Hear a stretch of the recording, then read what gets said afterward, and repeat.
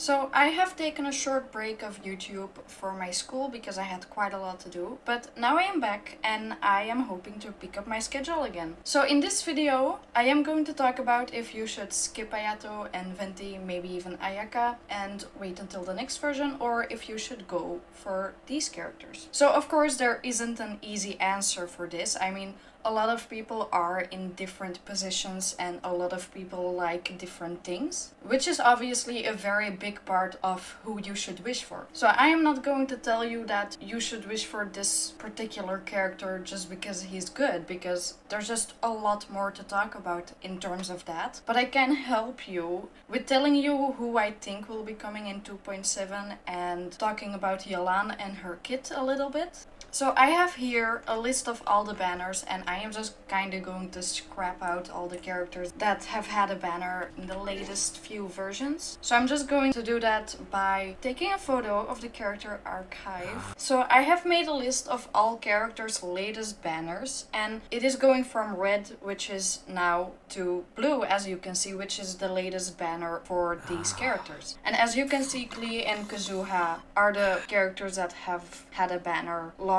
ago, so it would definitely make sense for them to come back. Other from those two, it is also Yoimiya, who has had a banner longest ago except for those two, so it would also make sense if she came back. If you look at the elements and the weapons from the characters, it would make most sense for Klee or Kazuha to be together with Yalan, but if you would put Kazuha together with Yalan, you would have Yoimiya and Klee together, which are both pyro characters, which they never do that. They never put two elements at the same time. So probably Klee would be the one that comes in the first part together with Yalan, and then Yoimiya and Kazuha would come in the last 20 days. And yes, I have heard a lot of rumors that Arataki Itto could also be having a rerun, but I don't really see why they would put him before those three. And I know it does add up with the storyline with the new 4-star Cookie Shinobu, because she knows him and is in the Arataki gang and things like that. So if you think about that, it does make sense. But also Yoimiya, Kazuha and Klee are, I guess, interacting with each other in this event and stuff. So it might be over in the next version, but that would be weird seeing that definitely one of those is gonna get a rerun the next version. So I feel like there is some kind of continuation with all those characters still being in Inazuma to also make it fit with the storyline, and I think that definitely Klee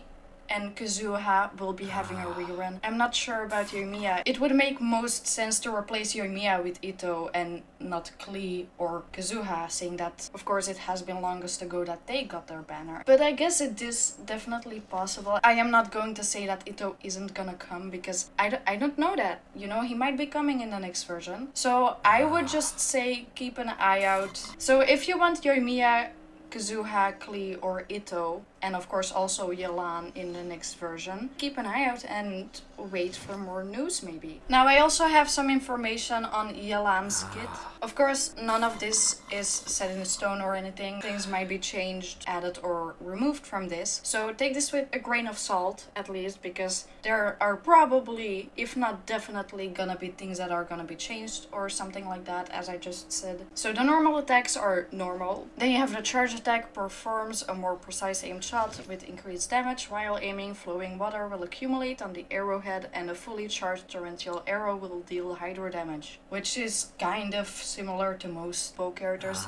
But then you have this. Additionally, Yalan will enter a breakthrough state after spending 5 seconds off the field, which will cause her next charged aimed shot to have 80% decreased charge time, and once charged, she can fire a breakthrough barb that will deal AoE hydro damage based on Yalan's maximum HP. So this already makes it a little bit obvious that she isn't really meant to be played as a DPS.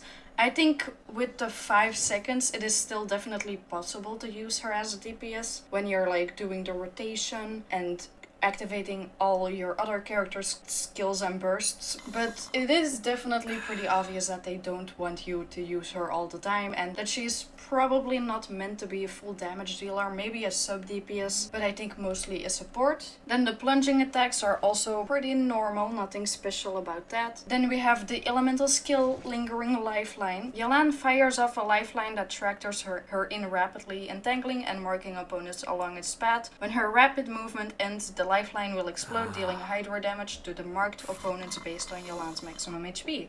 So when you tap it, she moves a certain distance forward rapidly, which I don't think you should ever tap it. I think the holding is just far too good to tap it sometimes. Like, I think the hold is much better and that you should just always hold it. When you hold it, she moves forward rapidly, continuously, and during this time Yelan can control her sprinting direction and can end her rapid movement by pressing her skill again. So with this you can, one, mark far more opponents than when you just go forward one time, which could of course be good with one big boss, so I guess in those instances you might want to tap it sometimes. But if you're fighting with multiple enemies, you should definitely hold her skill. Now additionally, each opponent marked by the lifeline when it explodes grants Yelan a 34% chance to obtain breakthrough, which is the state where her arrow charging time is decreased by 80%. With this, I would say she would be better against multiple opponents, because I don't know if this is how it works, but I think it kind of counts up on each other, I guess. So if you have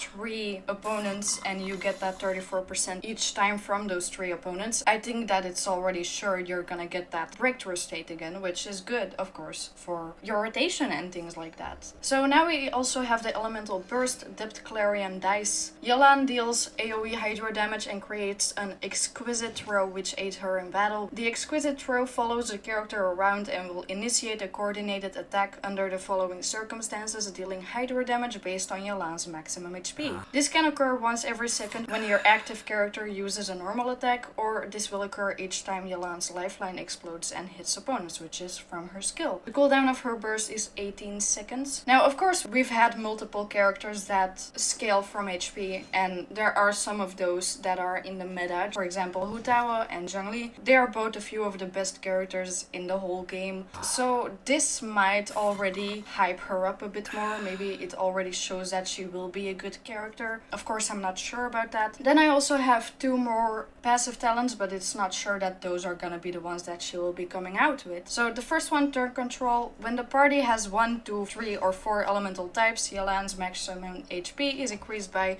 6, 12, 18, or 30%. So for me personally, this isn't too difficult of a passive, and I think it's actually pretty good and easy to use it, because most of the time I use 4 different elements, because I have found out that most of the time works best for my team, except for my Raiden Shogun team, because I use my Yaimiko in that team, of course. I could see some people having a bit of issues with that. Maybe they like freeze teams or something like that, where you most of the time I think use 2 characters of the same element, like Cryo or Hydro, maybe even both. Then we have the second one, adapt with ease. So long as an exquisite throw is in play, your own active character deals 1% more damage. This increases by a further 3.5% damage every second. The maximum increase the damage dealt is 50%, which is also a pretty good one, and also again to support your team, which again makes it pretty obvious that she's probably supposed to be played as a support. So with that in mind, if you are looking for a DPS, I think